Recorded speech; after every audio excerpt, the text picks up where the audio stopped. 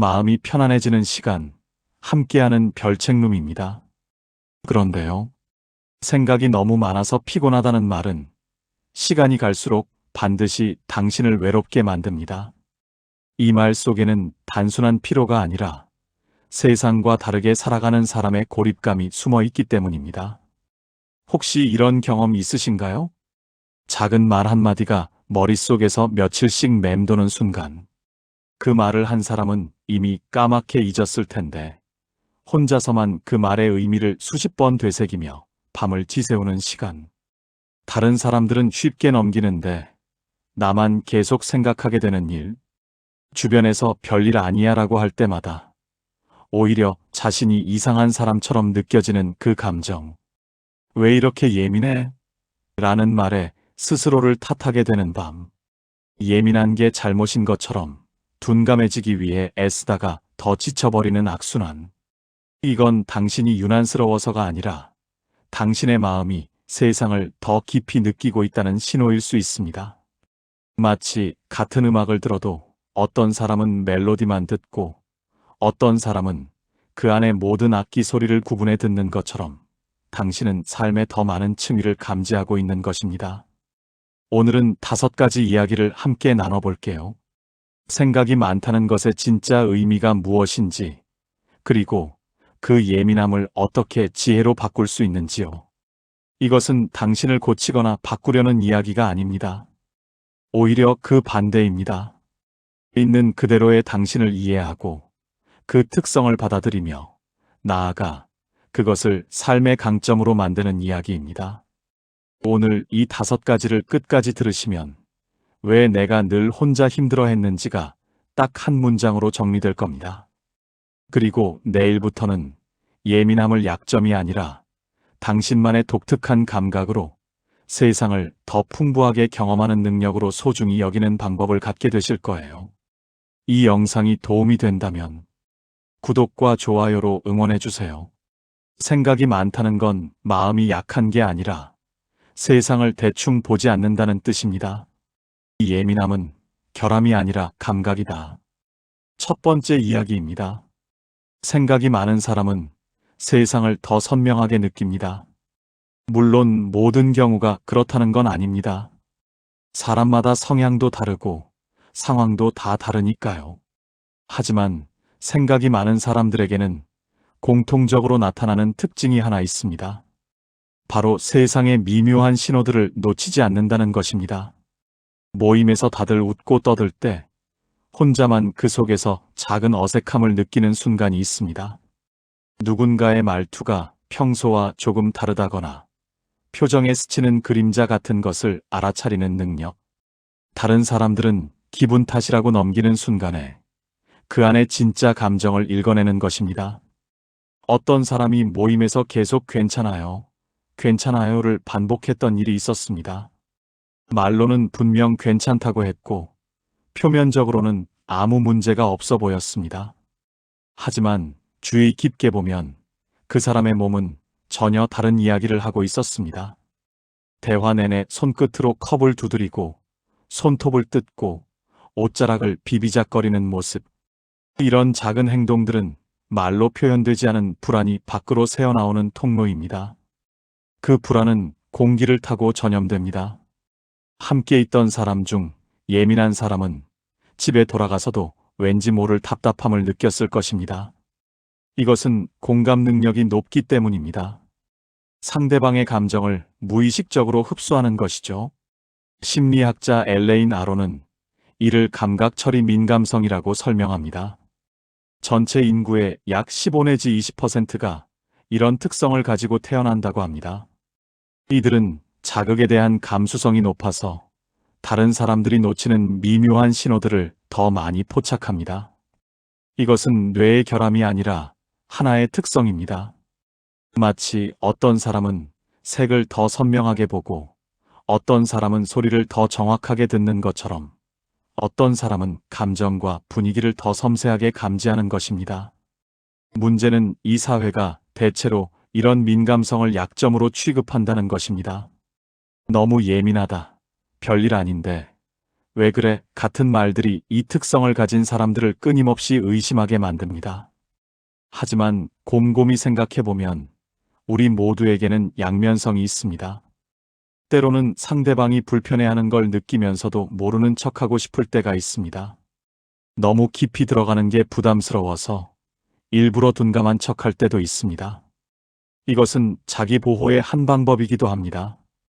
모든 감정에 다 반응하다가는 정말로 지쳐버릴 테니까요.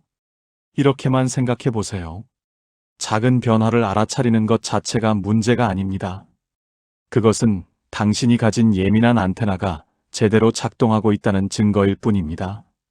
진짜 문제는 그 감각을 내 잘못이라고 여기는 것입니다.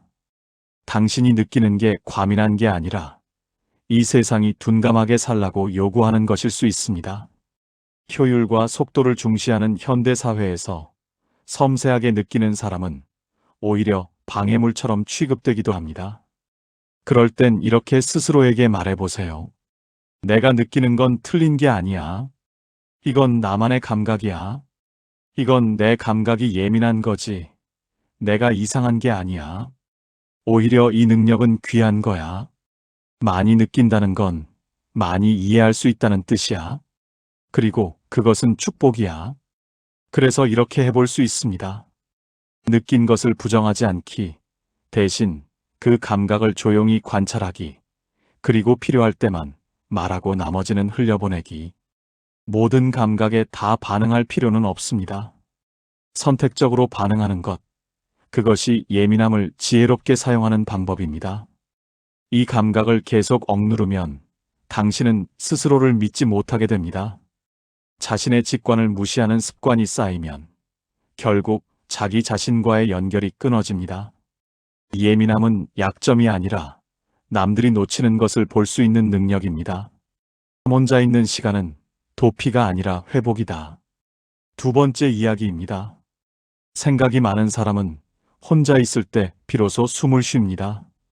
물론 모든 경우가 그렇다는 건 아닙니다.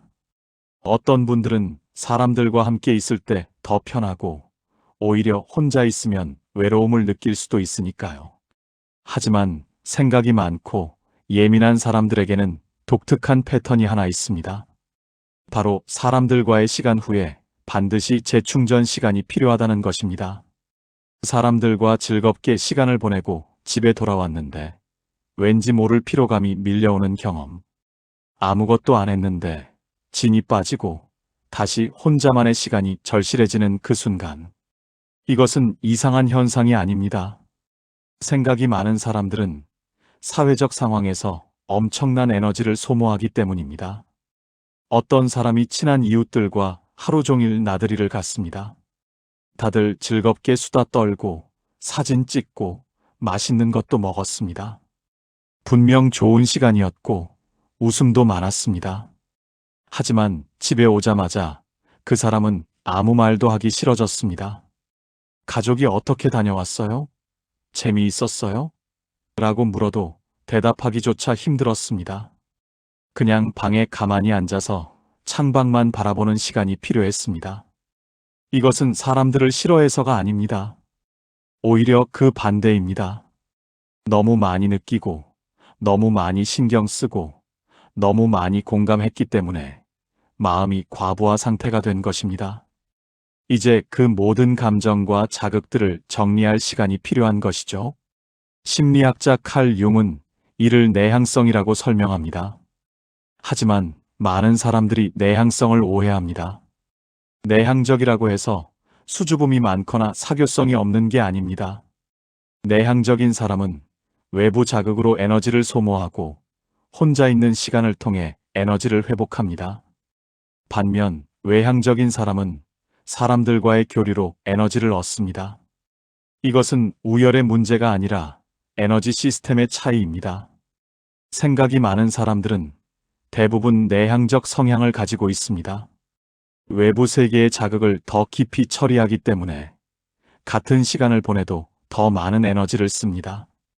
다른 사람들이 표면적으로만 듣는 대화를 이들은 그 안의 뉘앙스까지 분석합니다. 그러니 당연히 더 빨리 지칠 수밖에 없습니다. 하지만 가끔은 이런 의문이 들 수 있습니다. 혼자 있는 시간이 너무 길어지면 이게 회복인지 도피인지 헷갈릴 때가 있습니다.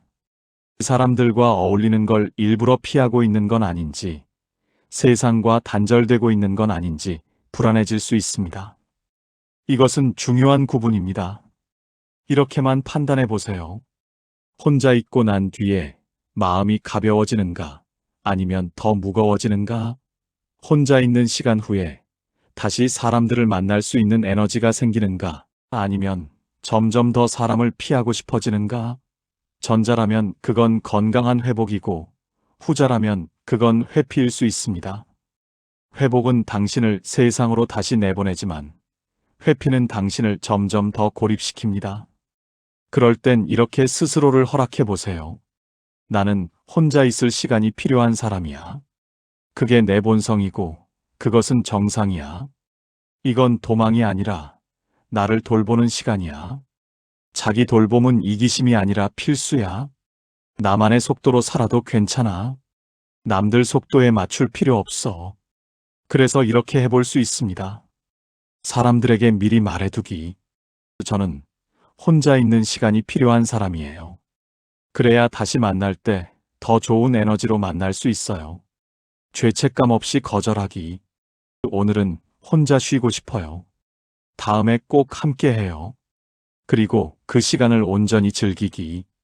핸드폰도 끄고 아무 생각도 하지 않고 그냥 존재하는 것만으로 충분한 시간을 갖는 것입니다.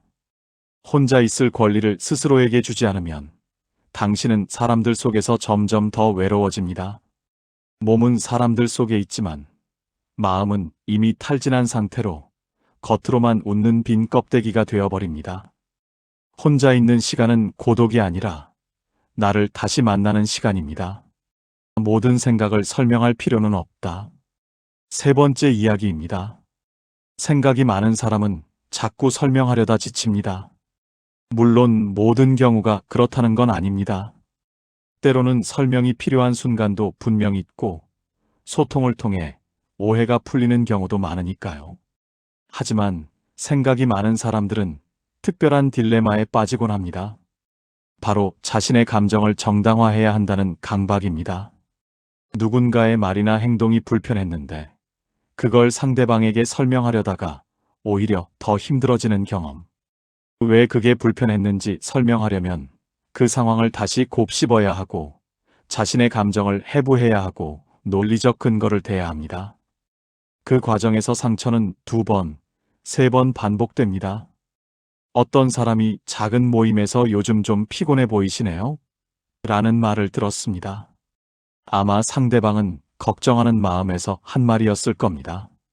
하지만 듣는 사람은 그 말이 며칠 동안 머릿속에서 맴돌았습니다. 내가 그렇게 안 좋아 보였나? 나이 들어 보인다는 뜻인가? 관리를 못한다는 뜻인가? 며칠 후 용기를 내어 그 사람을 다시 만나 조심스럽게 말했습니다. 그때 그 말씀이 조금 기분이 안 좋았어요. 그런데 돌아온 대답은 이랬습니다. 아, 저는 그냥 걱정돼서 한 말인데요. 너무 예민하신 거 아니에요? 결국 불편함을 표현하려던 사람은 예민한 사람이라는 딱지를 받고 끝났습니다. 설명하려다 오히려 자신이 문제가 있는 사람처럼 되어버린 것입니다. 더 아픈 것은 이런 경험이 반복되면 점점 자신의 감정을 의심하게 된다는 것입니다. 내가 정말 너무 예민한 건가? 다른 사람들은 별로 안 그런 것 같은데. 심리학에서는 이를 정서노동이라고 합니다. 자신의 감정을 설명하고 정당화하는 과정 자체가 상당한 심리적 에너지를 소모합니다. 특히 상대방이 이해하려는 의지가 없을 때 그 설명은 공허한 메아리가 되어버립니다. 아무리 자세히 설명해도 별일 아니네요. 그렇게 생각할 수도 있겠네요. 같은 반응만 돌아올 뿐입니다. 더 큰 문제는 가스라이팅입니다. 당신의 정당한 감정을 과민 반응으로 치부하는 것, 당신이 느낀 불편함을 오해로 돌리는 것, 심지어 그런 뜻이 아니었는데 왜 그렇게 받아들이냐며 오히려 당신을 탓하는 것.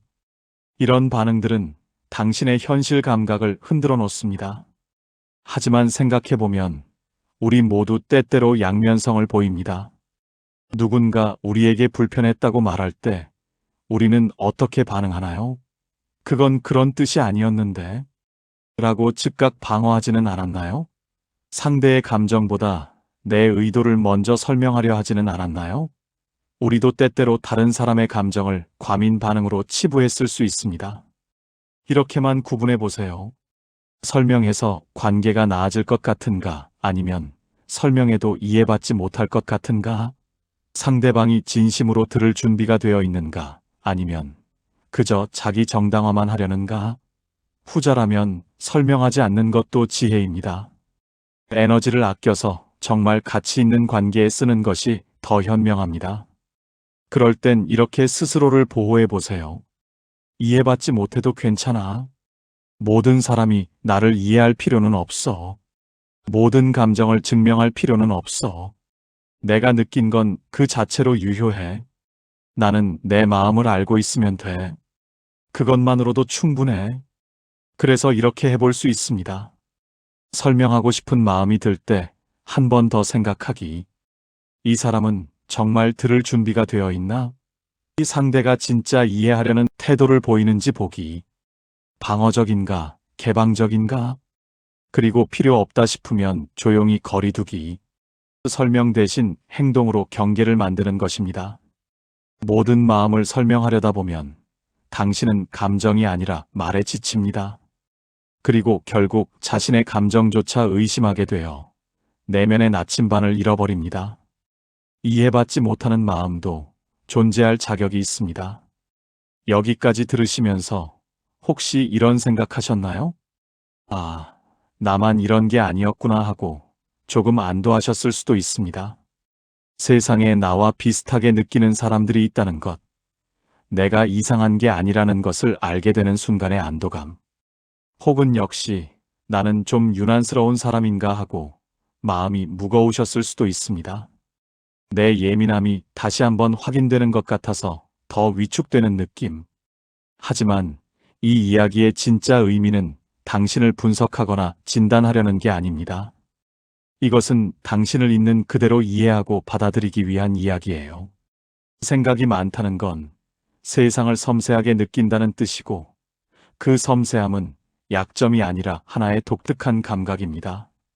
마치 어떤 사람은 완벽한 음감을 가지고 태어나고 어떤 사람은 색을 구별하는 능력이 뛰어나듯이 당신은 감정과 분위기를 읽는 능력이 뛰어난 것입니다. 그리고 가끔은 우리 모두 자기 자신도 돌아보게 됩니다. 혹시 내가 누군가에게 너무 예민한 거 아니야? 라고 말한 적은 없었을까? 누군가의 작은 불편함을 그럴 수도 있지. 뭐하며 대수롭지 않게 여긴 적은 없었을까? 내가 무심코 던진 말 한마디가 누군가에게는 며칠 밤을 뜬 눈으로 보내게 만든 건 아니었을까? 내가 별일 아니야 라고 넘긴 순간이 누군가에게는 자신의 감정을 의심하게 만든 계기가 된 건 아니었을까? 괜찮습니다. 완벽한 사람은 없으니까요. 우리 모두 때로는 예민하고, 때로는 둔감합니다. 때로는 너무 많이 느끼고, 때로는 아무것도 느끼지 못합니다. 서로의 예민함을 이해하고, 각자의 속도를 존중하면서 건강한 거리를 찾아가는 것, 그것이 성숙한 관계입니다. 관계는 마음으로 버티는 게 아니라 서로의 다름을 인정하는 겁니다. 앞으로 두 가지 이야기가 더 남았습니다. 조금만 더 함께 해주세요. 이제부터는 이 예민함을 어떻게 지혜로 바꿀 수 있는지, 그리고 나이 들수록 그것이 어떤 선물이 되는지 이야기해 볼게요. 생각이 많다는 건 쉽게 살지 않겠다는 선택이다. 네 번째 이야기입니다. 생각이 많은 사람은 스스로에게 계속 질문합니다. 물론 모든 경우가 그렇다는 건 아닙니다. 어떤 분들은 직관적으로 결정하는 게 더 편하고 빠르게 판단하고 움직이는 것을 선호할 수도 있으니까요. 하지만 생각이 많은 사람들에게는 독특한 패턴이 있습니다. 바로 삶의 모든 순간에 의미를 부여하려 한다는 것입니다. 작은 선택 하나를 하는데도 이게 맞는 걸까? 나중에 후회하진 않을까? 이 선택이 나를 어디로 데려갈까? 이런 질문들이 꼬리에 꼬리를 물고 이어집니다. 다른 사람들은 그냥 하면 되지라고 쉽게 결정하는 것 같은데 생각이 많은 사람은 계속 고민하고 망설이게 됩니다. 어떤 사람이 작은 물건 하나를 사려고 며칠을 고민했습니다. 가격도 크지 않고 필요한 물건인 것도 맞는데 도무지 결정을 내리지 못했습니다. 정말 필요한가? 다른 데 쓸 일은 없나? 이걸 사면 나중에도 잘 쓸 수 있을까? 충동 구매는 아닐까? 환경에 부담을 주는 건 아닐까? 주변 사람들은 그냥 사면 되지. 뭘 그렇게 고민해? 마음에 들면 사고 아니면 말고라고 합니다. 하지만 그 사람에게 그 작은 결정조차 자신의 가치관과 우선순위를 점검하는 과정입니다. 결국 사지 않았는데 그게 후회는 아니었습니다. 오히려 정말 필요한 게 무엇인지, 자신이 진정으로 원하는 게 무엇인지 알게 됐습니다. 철학자 소크라테스는 성찰하지 않는 삶은 살 가치가 없다고 했습니다. 생각이 많다는 건 삶을 그냥 흘려보내지 않고 매 순간 의미를 찾으려는 태도일 수 있습니다. 자동 조종 장치처럼 살지 않고 깨어있는 상태로 선택하려는 의지입니다. 물론 이게 때로는 피곤합니다. 모든 것에 의미를 부여하려다 보면 간단한 일도 복잡해집니다. 빠르게 결정하고 움직여야 할 때도 머뭇거리게 됩니다. 완벽한 선택을 찾다가 아무 선택도 하지 못하는 분석 마비 상태에 빠지기도 합니다. 하지만 반대로 생각해보면 우리 모두에게는 양면성이 있습니다. 너무 생각만 하다가 아무것도 못할 때도 있습니다. 완벽한 답을 찾으려다 시간만 흘려보낼 때도 있습니다. 그럴 땐 그냥 해보자가 더 나은 선택일 때도 있습니다. 때로는 행동이 답을 만들어주기도 합니다. 이렇게만 균형을 잡아보세요. 이 고민이 나를 성장시키는가 아니면 나를 멈추게 하는가? 이 생각이 더 나은 선택으로 이끄는가 아니면 그냥 시간만 소모하는가? 전자라면 계속 생각하는 것이 맞습니다. 하지만 후자라면 때로는 불완전한 행동이 완벽한 계획보다 나을 수 있습니다. 그럴 땐 이렇게 스스로에게 말해보세요. 완벽한 선택은 없어. 그냥 지금 이 순간 최선의 선택만 있을 뿐이야. 생각을 멈추고 행동할 때도 있어. 때로는 행동이 답을 만들어. 틀릴 수도 있지만 그게 배움이야. 실수도 성장의 일부야. 그래서 이렇게 해볼 수 있습니다. 중요한 결정은 충분히 고민하되 작은 선택은 빨리 내리기. 시간 제한을 두는 것도 도움이 됩니다. 이 결정에는 10분만 쓰겠다. 그리고 결과보다 과정에서 배우기. 어떤 선택을 하든 그 경험에서 무언가를 얻을 수 있다는 마음가짐. 생각만 하고 행동하지 않으면 당신은 삶이 아니라 머릿속에만 갇히게 됩니다. 완벽한 계획을 세우다가 인생이 다 지나가 버릴 수 있습니다. 사실 문제는 생각이 많은 게 아닙니다. 문제는 생각 끝에 아무것도 시작하지 않는 것입니다. 생각과 행동 사이의 균형. 그것이 진짜 지혜입니다. 생각이 많다는 건 세상을 대충 살지 않겠다는 선택입니다. 나이 들수록 예민함은 지혜가 된다. 마지막 5번째 이야기입니다. 생각이 많은 사람은 나이 들수록 단단해집니다. 어떤 사람은 나이가 들어도 여전히 방황하거나 혹은 더 혼란스러워질 수도 있으니까요. 하지만 생각이 많은 사람들에게는 흥미로운 변화가 일어납니다. 바로 젊을 때의 예민함이 나이 들어서는 분별력으로 변한다는 것입니다. 젊을 때는 예민함이 상처였습니다. 모든 것에 반응하고 모든 말에 흔들리고 모든 관계에서 상처받았습니다. 그 예민함 때문에 잠 못 이루는 밤이 많았고 혼자 끙끙 앓는 시간이 많았습니다. 왜 나만 이렇게 힘들까? 다른 사람들은 쉽게 넘기는데 나만 왜 이래? 하며 자책했습니다. 하지만 나이가 들수록 그 예민함이 달라집니다. 사람을 가려보고 말을 가려듣고 관계를 함부로 하지 않게 됩니다. 예전에는 모든 불편함을 참았다면 이제는 이건 참을 필요가 없는 것과 이건 넘어가도 되는 것을 구분할 줄 알게 됩니다. 어떤 사람이 예전에는 누군가가 불편한 부탁을 해도 괜찮아요 하며 받아주었습니다. 상대방이 서운해할까봐, 나쁜 사람으로 보일까봐 거절하지 못했습니다. 하지만 나이가 들고 나니 죄송하지만 어려울 것 같아요 라고 말할 수 있게 됐습니다. 그랬더니 상대방이 좀 서운해하는 기색을 보였습니다. 예전 같았으면 그 서운함이 온전히 자신의 죄책감이 됐을 겁니다. 밤새 내가 너무한 건가? 나 때문에 기분 나빴으면 어쩌지? 하며 고민했을 것입니다. 하지만 이번엔 그래도 괜찮다는 마음이 들었습니다. 상대의 감정도 중요하지만 자신의 한계도 중요하다는 것을 알게 된 것입니다. 심리학자 에릭 에릭슨은 노년기의 발달 과제를 자아통합대 절망이라고 했습니다. 살아온 시간을 돌아보며 자신의 선택을 수용하고 앞으로 남은 시간을 더 소중히 여기게 된다는 것입니다. 그 과정에서 젊은 시절의 예민함은 세상을 예리하게 보는 렌즈가 됩니다. 예전에는 상처였던 그 민감성이 이제는 보호막이 됩니다. 불필요한 관계를 일찍 알아차리고 에너지를 낭비할 곳과 투자할 곳을 구분하고 자신에게 진정으로 중요한 것이 무엇인지 분별하게 됩니다. 이것은 냉정함이 아니라 성숙함입니다. 하지만 이 지혜에도 조심할 점이 있습니다. 너무 분별력만 앞세우다 보면 새로운 사람을 만나는 것 자체를 두려워하게 될 수 있습니다. 관계를 너무 빨리 단정짓고 어차피 사람은 다 그래, 나이 들수록 믿을 건 나밖에 없어 하며 처음부터 벽을 쌓게 됩니다. 그렇게 되면 지혜가 아니라 고립이 됩니다. 이렇게만 균형을 잡아보세요. 이 분별력이 나를 보호하는가 아니면 나를 고립시키는가?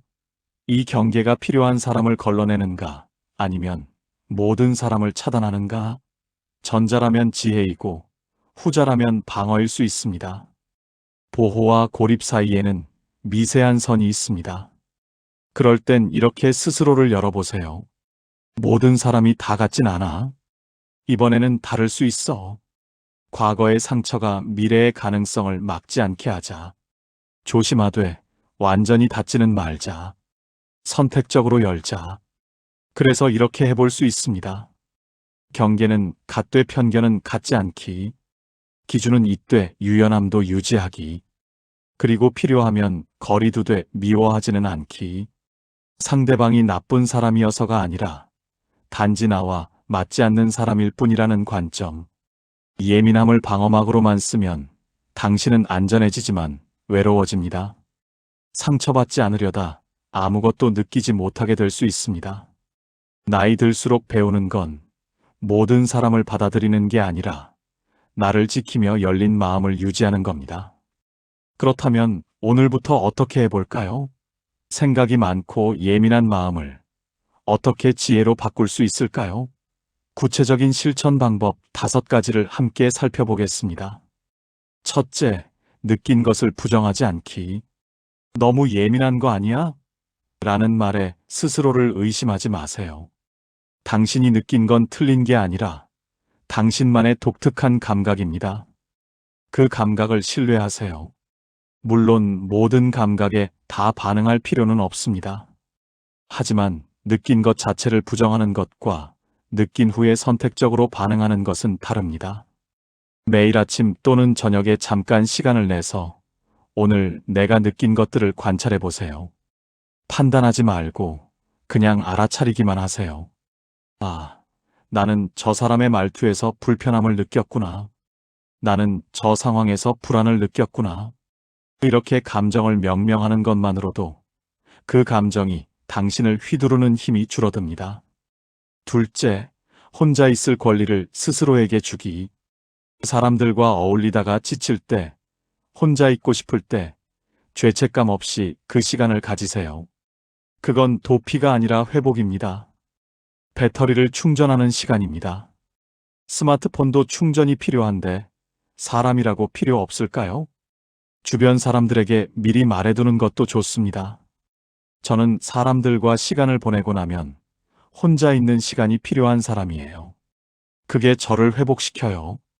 그래야 다음에 만날 때 더 좋은 에너지로 만날 수 있어요. 이렇게 자신의 특성을 설명하면 대부분의 사람들은 이해해 줍니다. 셋째, 모든 마음을 설명하려 하지 않기. 이해받지 못해도 괜찮습니다. 모든 감정을 증명할 필요는 없어요. 당신은 당신의 마음을 알고 있으면 됩니다. 설명은 상대방이 들을 준비가 되어 있을 때만 의미가 있습니다. 설명하고 싶은 충동이 일어날 때 한 번만 멈춰서 생각해 보세요. 이 설명이 관계를 개선할까? 아니면 나만 더 지치게 할까? 상대방은 진심으로 이해하려는 태도인가? 아니면 방어적인가? 만약 후자라면 설명 대신 거리를 두는 것이 현명합니다. 넷째, 생각 끝에 작은 행동 하나 더 하기. 완벽한 답을 찾으려 하지 말고 지금 할 수 있는 작은 행동 하나를 해보세요. 틀릴 수도 있지만 그게 배움입니다. 행동 없는 생각은 결국 공허함으로 이어집니다. 시간 제한을 두는 것이 도움이 됩니다. 이 결정에는 30분만 쓰겠다.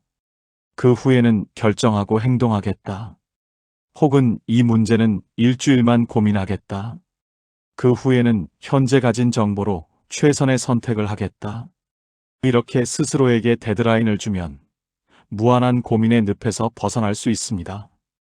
다섯째, 예민함을 분별력으로 방어막으로는 쓰지 않기. 사람을 가려보되 처음부터 단정 짓지 마세요. 조심하되 완전히 닫지는 마세요. 경계와 개방 사이에서 균형을 찾으세요. 나이가 들수록 쌓인 경험이 때로는 편견이 될 수 있습니다. 저번에 이런 사람이 나를 실망시켰으니 이 사람도 그럴 거야 하는 식의 일반화를 조심하세요. 각 사람을 개별적으로 보세요. 과거의 상처가 현재의 관계를 방해하지 않도록 의식적으로 열린 마음을 유지하세요. 물론 경계는 필요합니다. 하지만 경계와 폐쇄는 다릅니다. 문에 잠금 장치를 달되 그 문을 아예 벽으로 막아버리지는 마세요. 이 5가지를 실천하지 않으면 당신의 예민함은 지혜가 아니라 짐이 됩니다. 평생 그 무게를 혼자 짊어지고 가게 될 것입니다. 예민함은 약점이 아니라 세상을 더 깊이 이해할 수 있는 도구입니다. 당신은 약한 게 아닙니다. 혹시 오늘 이야기를 들으면서 마음이 조금 무거우셨나요? 역시 나는 좀 유난스러운 사람인가? 나는 평생 이렇게 힘들게 살아야 하나? 이런 생각이 드셨을 수도 있어요. 아닙니다. 당신은 약한 게 아니라 세상을 섬세하게 느끼는 사람입니다. 작은 말 하나에도 오래 생각하고 사람들과 있다가 혼자 있을 시간이 필요하고 모든 선택의 의미를 찾으려 하는 건 결함이 아니라 당신만의 방식입니다. 그리고 그 방식은 충분히 가치 있고 아름답습니다. 프랑스 작가 마르셀 프루스트는 이렇게 말했습니다. 진정한 발견의 여행은 새로운 풍경을 보는 게 아니라 새로운 눈을 갖는 것이다. 당신의 예민함은 세상을 새로운 눈으로 보게 하는 렌즈입니다. 남들이 지나치는 작은 아름다움을 발견하고 남들이 놓치는 미묘한 감정을 알아차리고 남들이 쉽게 넘기는 순간에 의미를 부여하는 것. 그게 당신이 가진 선물입니다. 물론 그 선물이 때로는 무겁게 느껴질 수 있어요. 너무 많이 느껴서 지칠 때도 있고 혼자만 다르다는 생각에 외로울 때도 있죠. 세상이 빨리빨리 대충대충을 외칠 때 당신은 천천히 섬세하게 살아가니까요. 그 속도 차이가 때로는 고통스럽습니다. 하지만 그럴 때마다 기억하세요. 당신은 혼자가 아닙니다. 세상에는 당신처럼 깊게 느끼는 사람들이 많아요. 전체 인구의 15 내지 20%가 이런 특성을 가지고 있다고 합니다. 그들도 당신과 같은 고민을 하고 같은 어려움을 겪고 같은 아름다움을 발견합니다. 그리고 나이가 들수록 당신의 그 예민함은 삶을 지혜롭게 살아가는 힘이 될 겁니다. 젊을 때는 상처였던 것이 나이 들어서는 분별력이 됩니다. 모든 것에 흔들리던 것이 중요한 것과 중요하지 않은 것을 구분하는 능력이 됩니다. 참기만 하던 것이 경계를 지키는 힘이 됩니다.